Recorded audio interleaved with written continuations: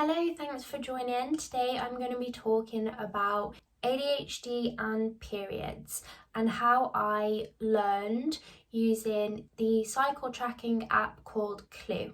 Just a quick note, in this video I won't be focusing on using cycle tracking apps to conceive or to obviously monitor pregnancy. The main reason I use these apps is to monitor symptoms and as contraception, kind of. So I've always had trouble with my periods, but not in the sense that they have been irregular, more in the sense that they exasperated my ADHD symptoms. But obviously, until I got the ADHD diagnosis, I had no idea what was going on. I mentioned in a video that I posted recently that I had a partner once that he might have been a bit mean, but he did say he thinks that I have BPD. However, reflecting on it, I think that I just had ADHD and PMS and no idea how to handle either of them.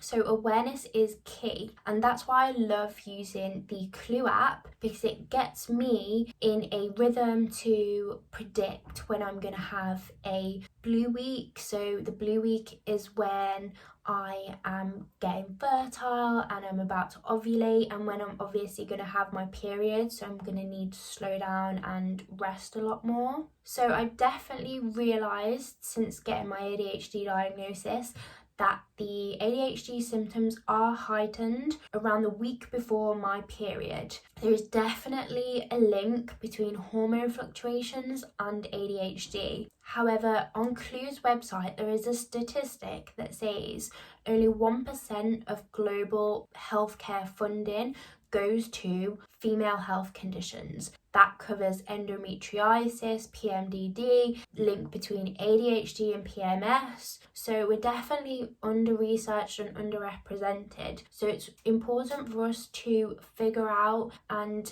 become in tune with our own bodies so we can work best for ourselves.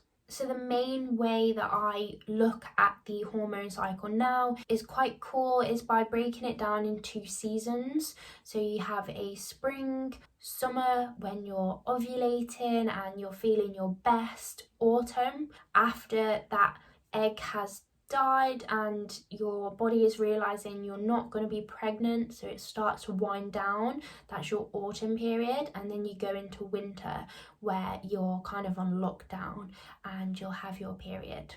And I use this method because it helps me to identify what attitude and how much self-care and how much allowances I have to give to myself. So if I'm in my good week, then I can expect to push myself a lot more and have a lot more energy and be able to exert myself a lot more.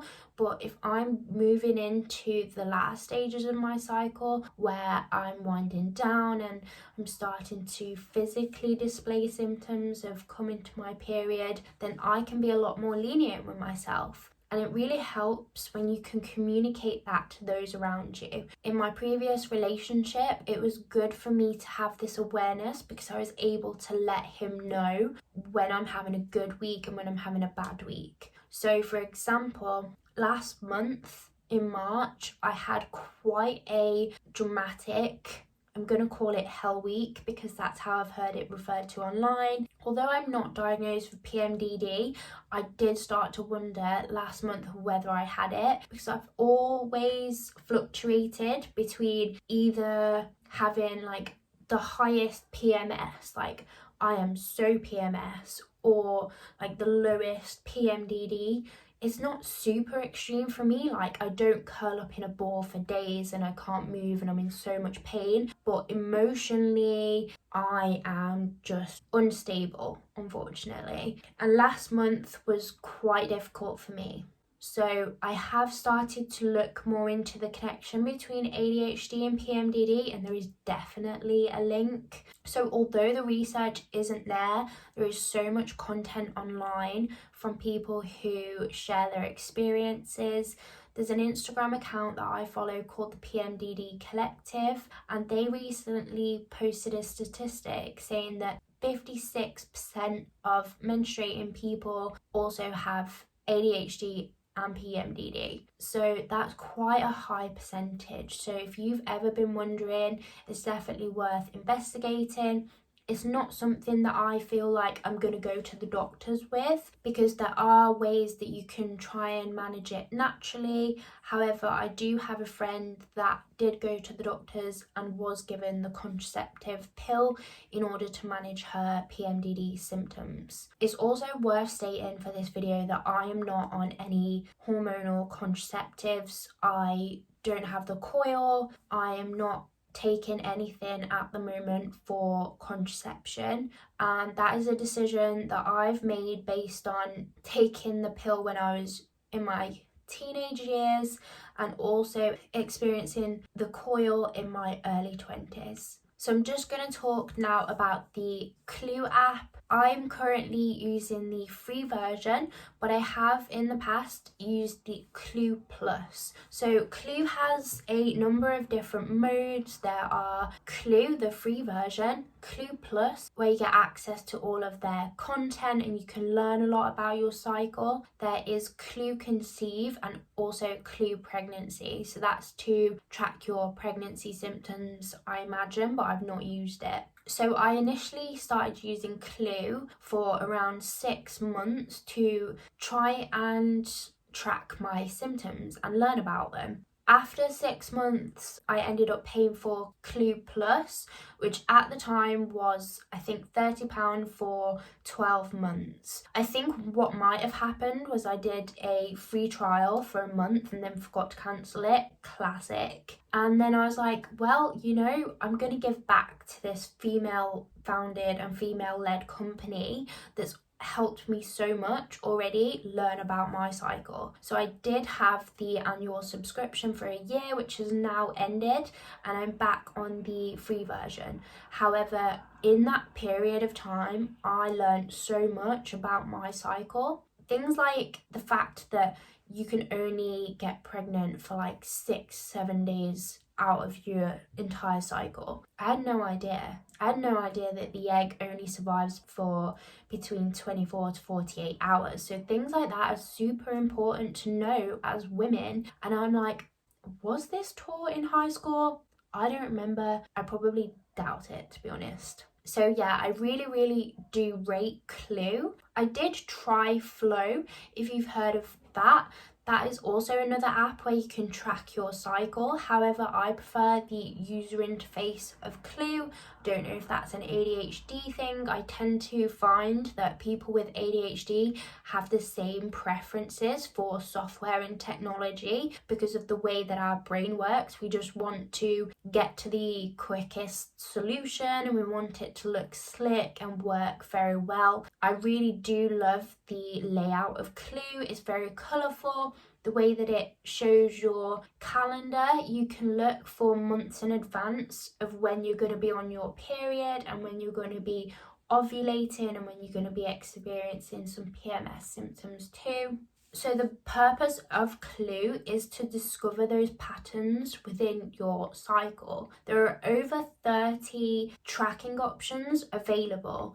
These range from cervical fluid, so you can track the amount and the consistency, which I've learned a lot about as well. You can track your bowel movements, you can track your moods, you can track skin, your hair, your energy levels. It's good to track any sexual intercourse on there as well. I feel like if I was trying to conceive, that'd be really useful, because if you did find out you were pregnant, you could probably trace it back to the day based on the app, which is great. I love that. It's also really useful. So I had a smear test a few days ago, and anytime a doctor asks me when was the last day of my cycle, obviously I don't remember that, but the app does. So I'm just like, one moment, let me check. And I can go back months now because I've built that data up in Clue. It's all there, it's stored securely and safely. Only I have access to it, and it just makes me feel a lot more in tune with my body. I definitely recommend having the notifications on.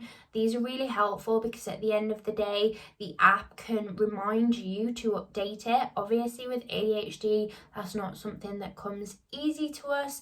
Using an app for the first time is difficult to get the hang of, and we can unfortunately fall out of a routine quickly of using these things. So for Clue, I definitely recommend having the notifications on.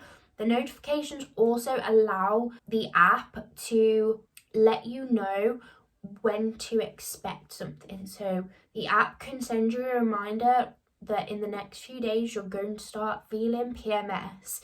And I have had this happen so many times where I've literally gone into a bad mood and then I'll get a notification from the app and it's like, you're about to experience PMS. And I'm like, brilliant. So I'm not going crazy. My life isn't awful. I'm just experiencing PMS because of the stage that I'm in my cycle.